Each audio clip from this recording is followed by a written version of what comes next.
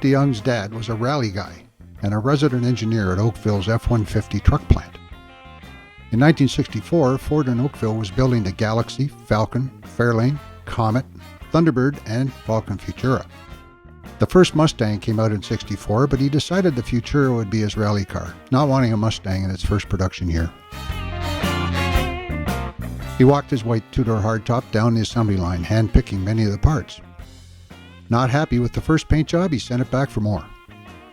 This Falcon has the 260 cubic inch 4.3-liter V8 and the first top-loader transmission, which Ford guys know will handle up to 500 horsepower. The heavy-duty suspension is from Ford's South African car. Rick says the dash-mounted tachometer is Galaxy, and the OEM steering wheel is from the '64 Comet Caliente.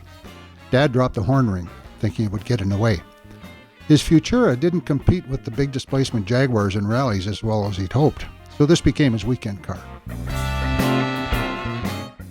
Rick was born in the same year as this car, and only drove it once at the age of 5 or 6, when his mom left it running and went back into the house. Rick hopped behind the wheel and backed it out of the driveway into a ditch. Mom called Dad at work to come home and get the car back on level ground. Dad, a no-nonsense kind of guy, came looking for Rick and found him hiding under the bed. No damage was done to the car or to Rick. The car was locked in Dad's garage between 2000 and 2010, never driven again. When Rick's dad passed away, Rick found it on 4 flat Pirellis and covered with layers of dust. Months of cleaning brought it back to life. Rick still uses Dad's huge inventory of 1964 OEM parts to keep it original. It still has a Kennedy Ford dealer sticker on the trunk. Today's paint is still original, making this car a very special survivor. Rick won't even try to touch up the very odd stone chip. The car has its original brakes, springs and shocks, but wheels and tires and muffler are new.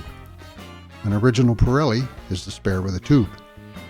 The original wheels and tires are in storage.